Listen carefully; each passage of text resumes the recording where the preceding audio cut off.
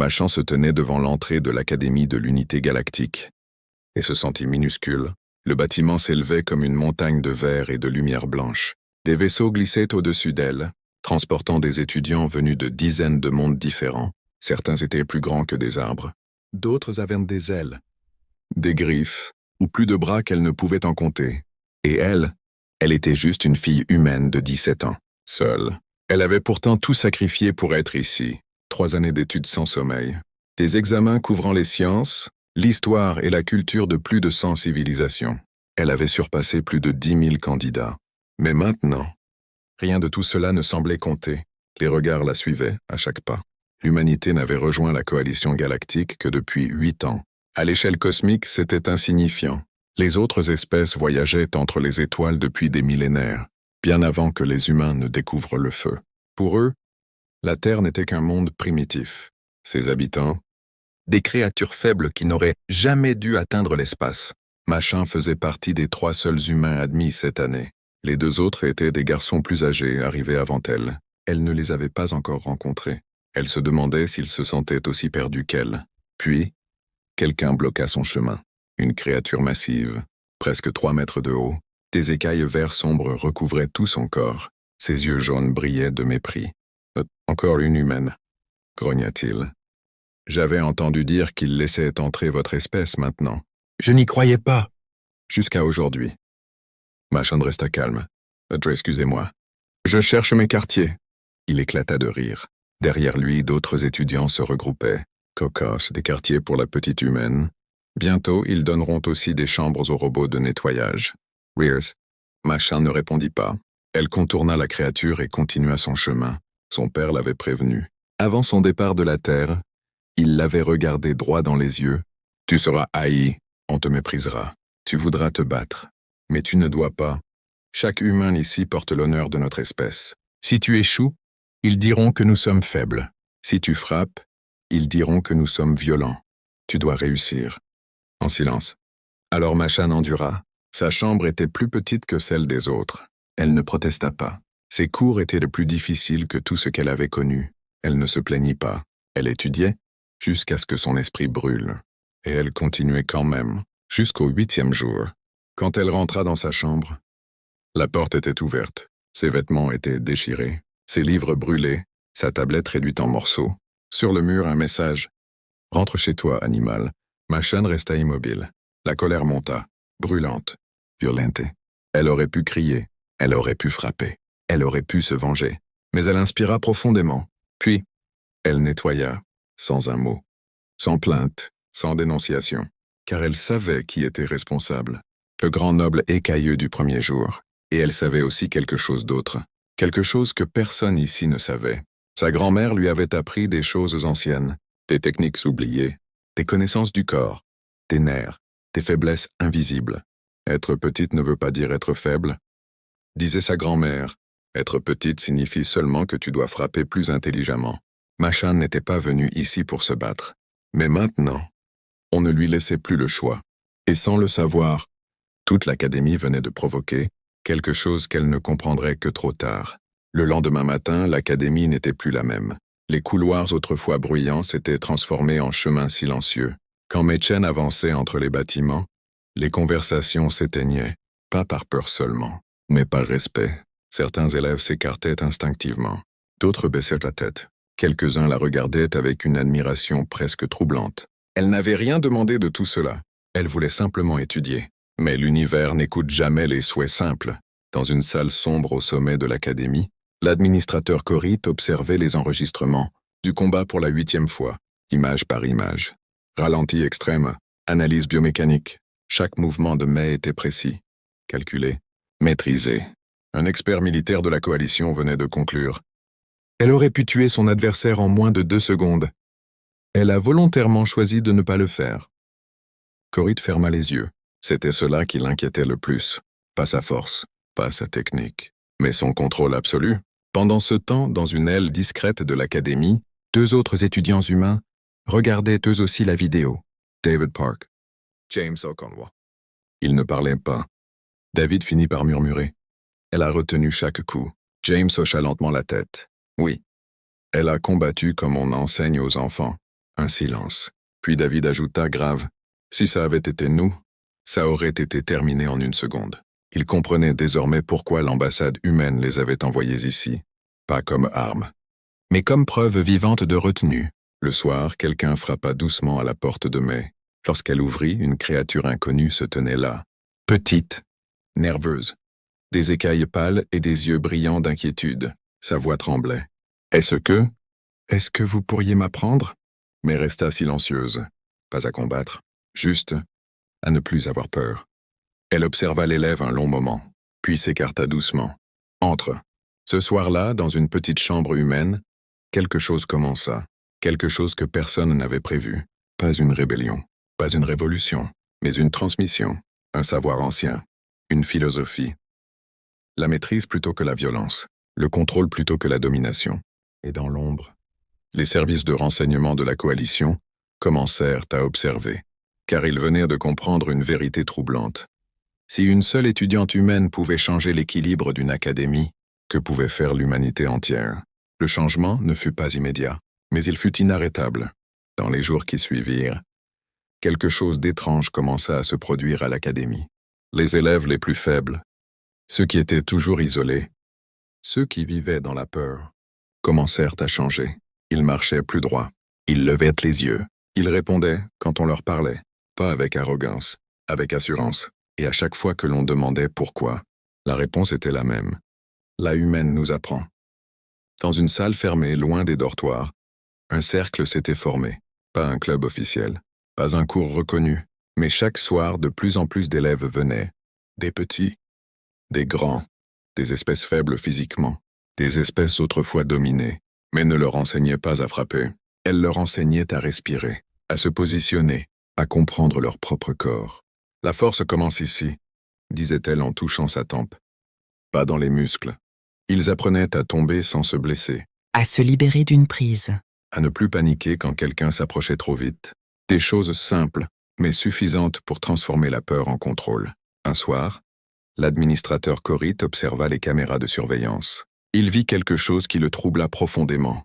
Une étudiante minuscule, issue d'une espèce fragile, se faisait bousculer par un élève bien plus grand. Avant, elle aurait fui. Avant, elle aurait tremblé. Mais cette fois, elle pivota, déséquilibra son agresseur et le regarda droit dans les yeux, sans haine, sans violence, juste avec une certitude nouvelle. Corit murmura. « Ce n'est plus un incident isolé, c'est une propagation. » Au même moment, très loin de là, dans un centre de commandement de la coalition, des analystes regardèrent les rapports. Un nom revenait sans cesse, Mädchen. Un expert murmura. « Elle ne crée pas des soldats. Elle crée quelque chose de pire. » « Quoi ?» demanda un général.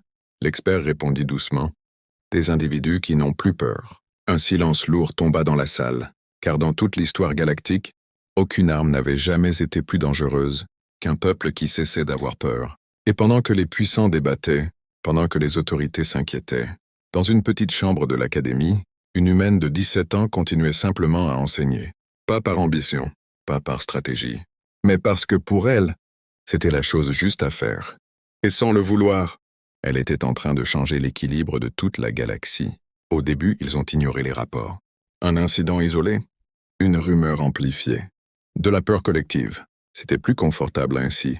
Mais lorsque 7 académies différentes, situées sur 4 systèmes stellaires, commencèrent à envoyer des signalements similaires, le Conseil galactique ne put plus détourner le regard.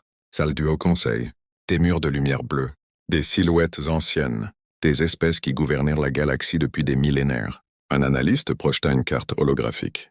Des points lumineux apparurent, de plus en plus nombreux. Chaque point représente un établissement, où des élèves ont changé de comportement après contact avec une humaine. Un murmure parcourut la salle. Elle ne voyage pourtant pas. Elle ne communique pas officiellement. Elle ne possède aucune autorité. L'analyste acquiesça. Et pourtant, l'effet se propage. Un ancien membre du conseil à la peau cristalline parla lentement.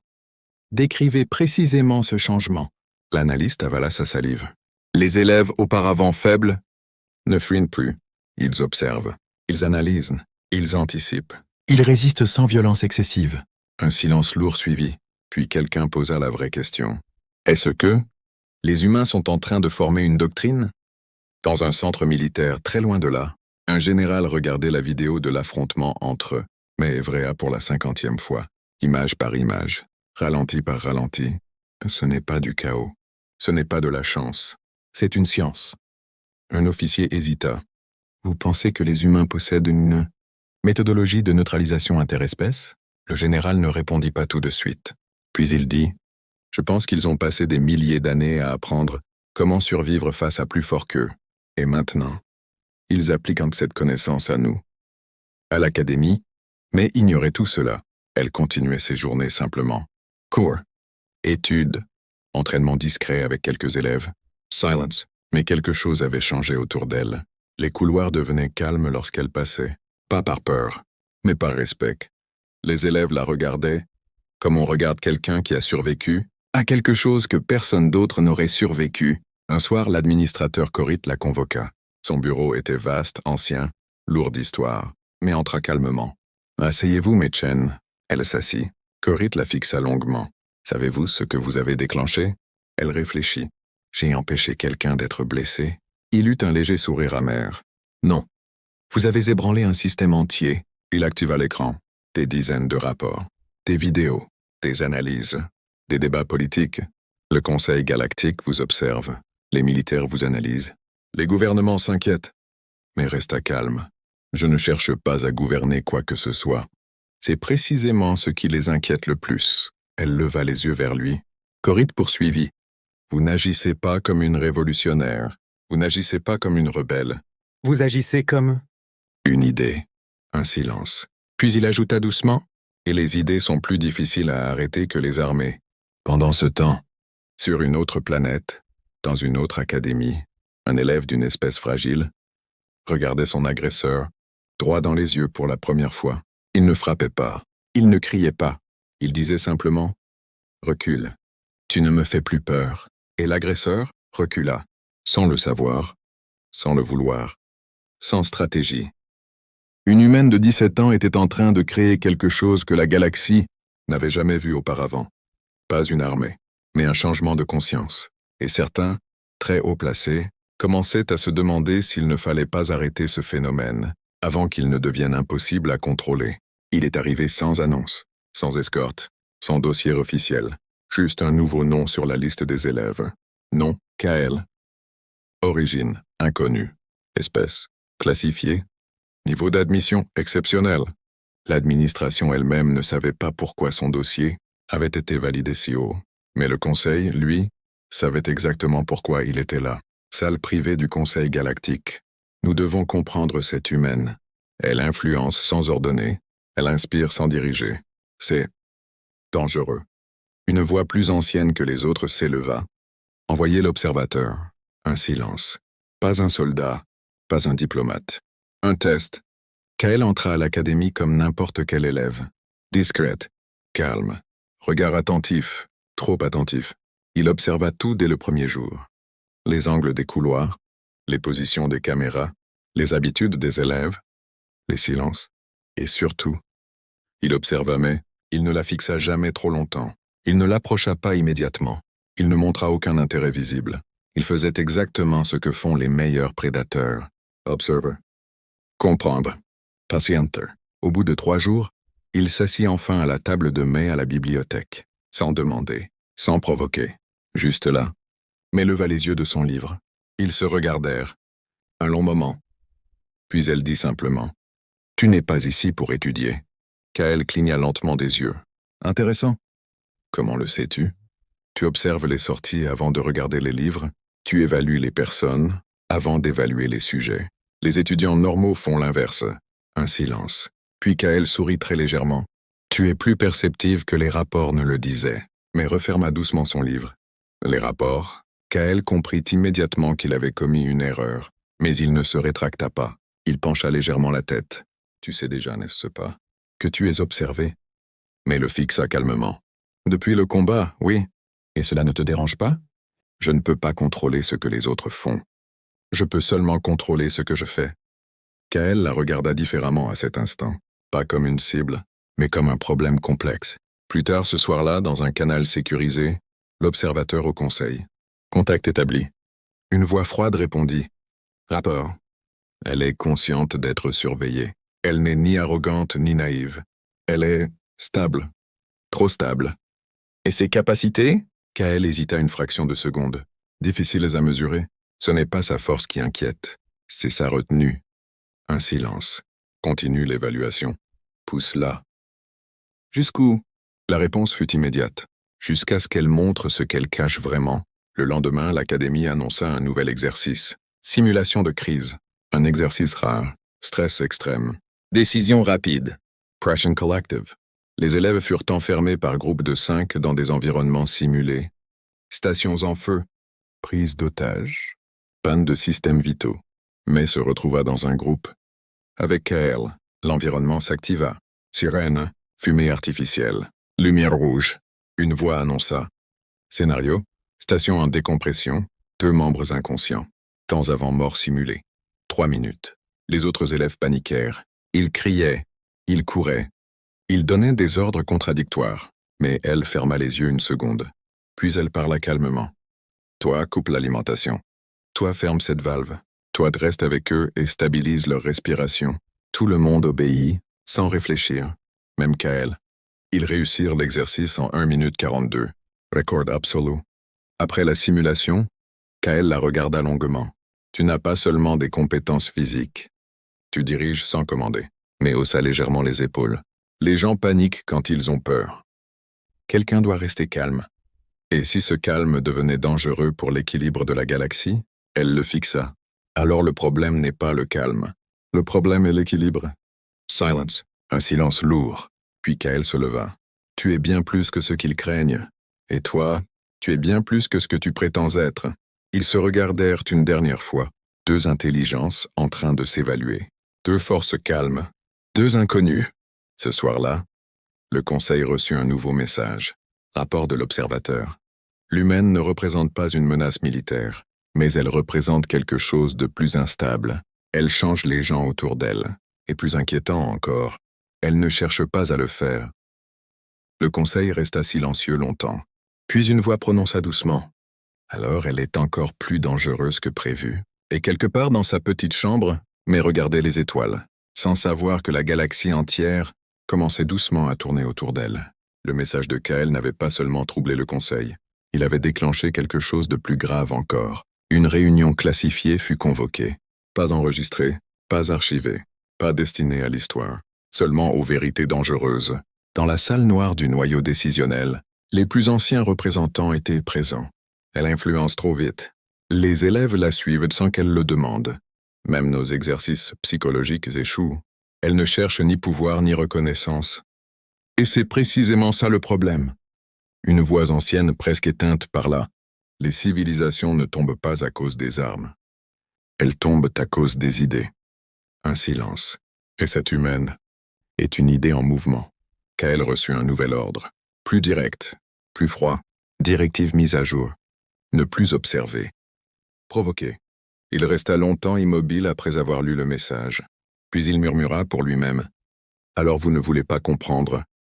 Vous voulez la briser. Le lendemain, un nouvel exercice fut annoncé à l'académie. Mais cette fois, il n'était pas officiel. Il était organisé par des élèves, encouragé discrètement par certaines autorités, toléré par l'administration. Un défi public, un tournoi, combat, stratégie, leadership, pression sociale, tout ce que May avait toujours évité, et tout ce que le conseil voulait voir exploser. Les rumeurs couraient dans tous les couloirs. L'humaine va participer? Elle n'osera pas. Elle a gagné une fois par chance. On verra si elle est vraiment si spéciale. Kael la retrouva dans la cour extérieure. Tu as entendu parler du tournoi. Ce n'était pas une question, mais hocha la tête. Oui. Tu comptais y aller? Elle regarda les étudiants autour d'eux. Certains les observaient, d'autres chuchotaient. Je ne cherche pas l'attention, mais parfois refuser d'agir crée encore plus d'attention. Elle le fixa. C'est toi qui as organisé ça. Kael ne répondit pas immédiatement. Puis, oui. Silence. Pourquoi? Il choisit la vérité. Parce que le conseil veut voir jusqu'où tu vas. Parce qu'ils veulent une limite. Parce qu'ils veulent savoir si tu es contrôlable. Mais détourna les yeux vers le ciel. Et toi? Tu veux savoir quoi? Kael hésita. Je veux savoir si tu es différente. Ou si tu es simplement exceptionnelle. Elle le regarda à nouveau. Il y a une différence? Oui. Les exceptionnels changent les règles. Les différents changent le jeu entier. Le jour du tournoi arriva. L'arène était pleine. Élèves, instructeurs, observateurs officieux, caméras, silence tendu, mais entra sans cérémonie. Pas d'armure, pas d'attitude, pas de provocation. Juste calme. Trop calme. Son premier adversaire était rapide. Son deuxième, brutal. Son troisième, stratégique. Elle ne domina pas. Elle s'adapta. Toujours, comme si chaque combat était une conversation. Comme si elle lisait ses adversaires avant qu'ils ne bougent. Le public ne criait plus. Il regardait. Finale. Dernier adversaire. Kael. Le silence était absolu.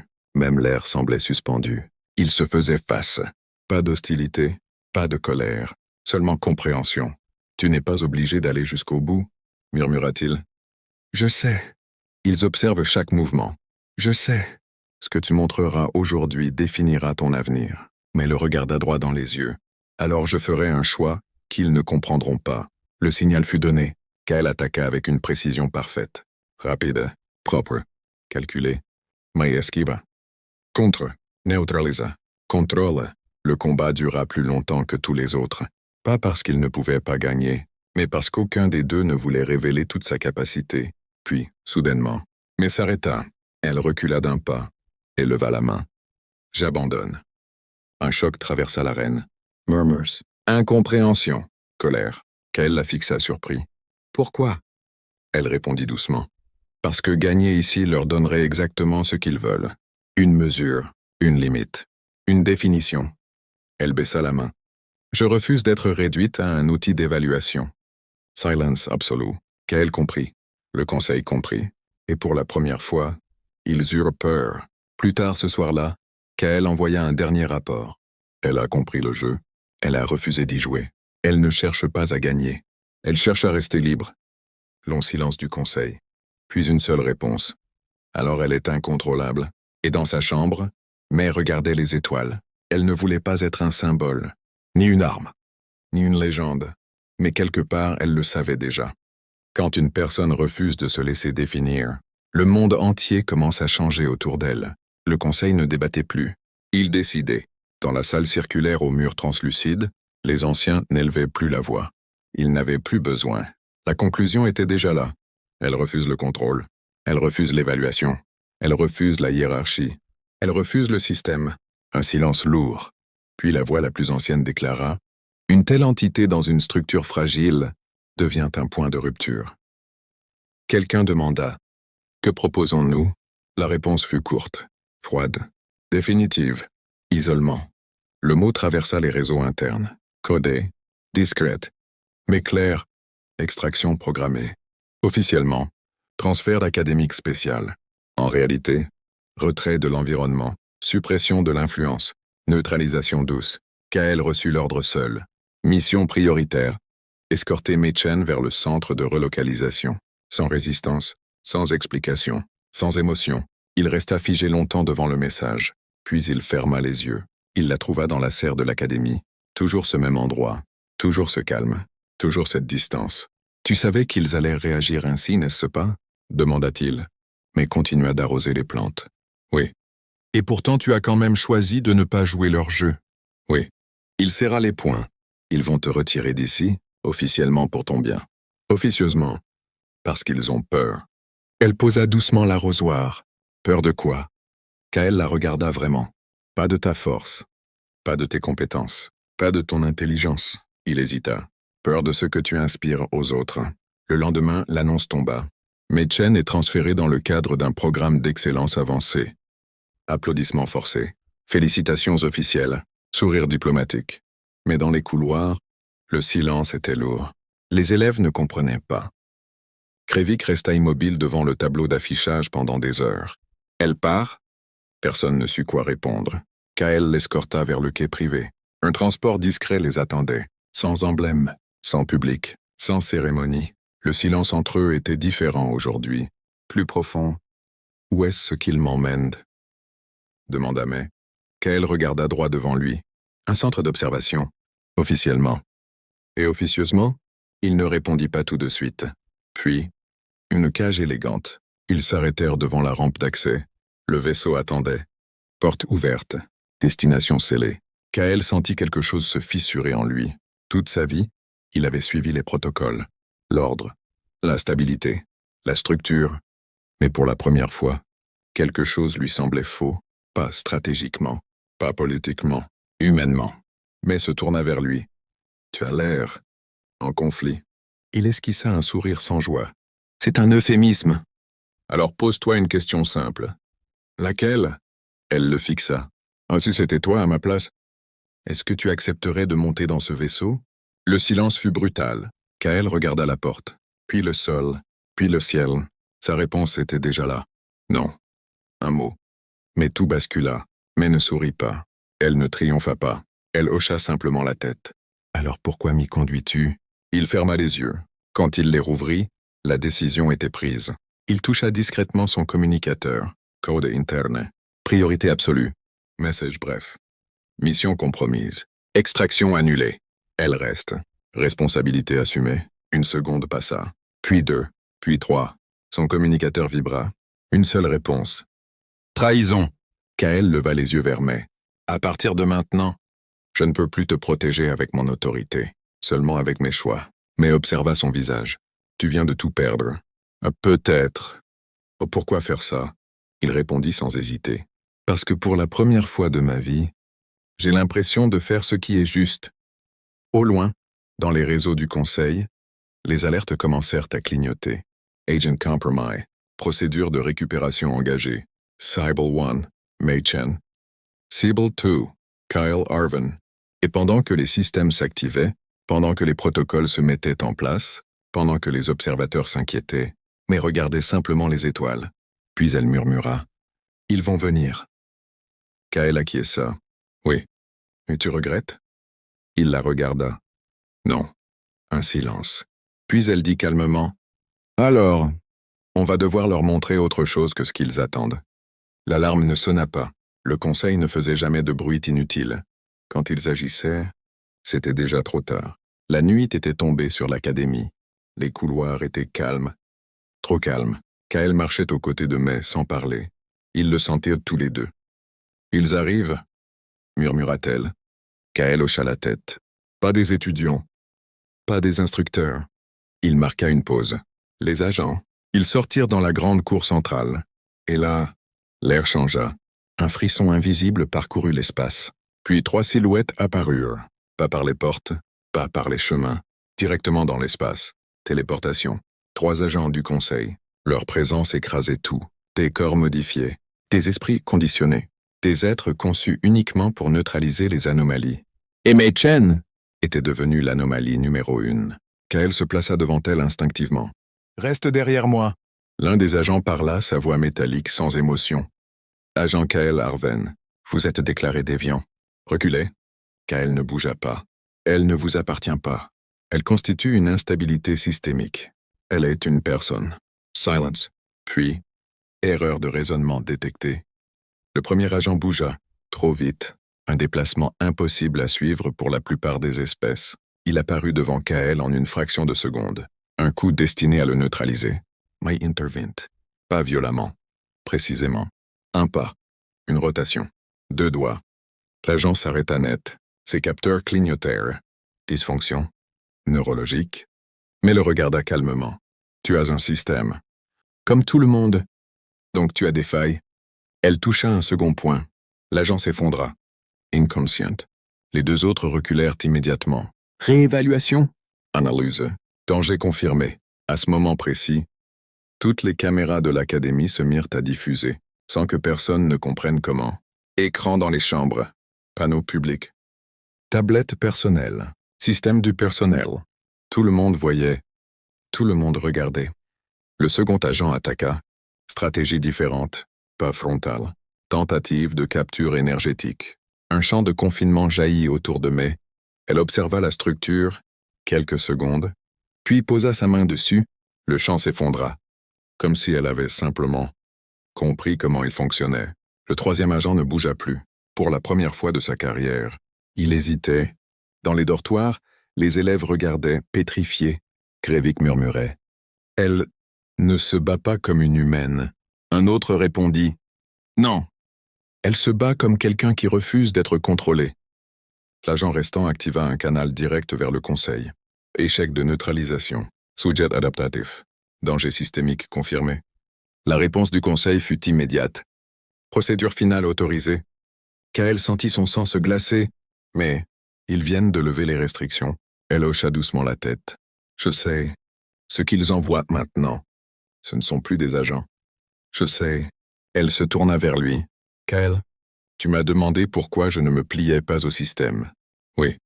Parce que quelqu'un doit montrer qu'un système injuste n'est pas une loi. C'est juste une habitude. À cet instant, le ciel au-dessus de l'académie se fissura. Littéralement. Une ouverture de téléportation massive. Des dizaines de signatures énergétiques. Un déploiement militaire. Tout le monde le comprit en même temps. Le conseil ne voulait plus cacher. Il voulait écraser. Et c'est là que May fit quelque chose d'inattendu. Elle activa son propre communicateur. Un vieux modèle, personnel, simple. Elle ouvrit un canal public, accessible à toute l'académie, puis à toute la planète, puis au réseau civil. Sa voix se diffusa partout, calme, claire, humaine. Je m'appelle May Chen. Je suis humaine. Je suis étudiante. Et aujourd'hui, on a décidé que mon existence dérange. Silence mondial. On m'a demandé d'obéir, de disparaître gentiment, d'être reconnaissante pour la cage qu'on m'offrait. Elle leva les yeux vers les vaisseaux du conseil qui arrivaient. J'ai refusé. Dans des centaines de systèmes, des millions d'êtres écoutaient. Pas parce que je suis plus forte, pas parce que je suis spéciale, mais parce que quelqu'un doit dire « Non !» Kael la regardait sans pouvoir détourner les yeux. Les agents hésitaient. Les flottes ralentissaient. Pas par ordre, par doute. Si vous me capturez aujourd'hui, vous prouvez que votre système repose sur la peur. Si vous me laissez libre, vous admettez qu'il peut évoluer. Long silence. Puis, quelque chose d'inédit se produisit. Un vaisseau du conseil stoppa, puis un second, puis un troisième. Des commandants refusèrent d'avancer. Des opérateurs suspendirent les ordres. Pas par rébellion, par conscience. Au cœur du conseil, un ancien murmura « Elle ne combat pas nos forces. Elle combat notre légitimité. » Un autre répondit « Et elle gagne. » Finalement, un message officiel fut diffusé. Quoi? Historique. L'opération annulée. May Chen conserve son statut d'étudiante. Révision structurelle du protocole du conseil engagé. Dans la cour, le ciel se referma. Les vaisseaux disparurent. Les agents furent récupérés. Le silence resta. Kael expira lentement. « Tu viens de forcer un conseil millénaire à reculer. » Mais répondit simplement « Non. Je leur ai juste donné l'occasion de faire le bon choix. » Autour d'eux, les étudiants commencèrent à sortir, un par un, puis par dizaines, puis par centaines. Ils regardaient, mais différemment maintenant. Plus avec peur, plus avec distance, mais avec quelque chose de nouveau. Espoir. Krevik s'approcha. « Tu restes ?» Mais hocha la tête. « Oui. Alors, peut-être que l'académie peut vraiment changer. » Elle esquissa un léger sourire. « C'est le but. » Kael la regarda. « Tu réalises ce que tu es devenue? Dis-moi. » Pas une étudiante. Pas une anomalie. Pas une menace. Il marqua une pause. Un point de bascule. Mais leva les yeux vers les étoiles. Calme. Alors le travail ne fait que commencer. Fin de l'Arcure. Mais clairement, l'histoire de May Chen ne fait que commencer.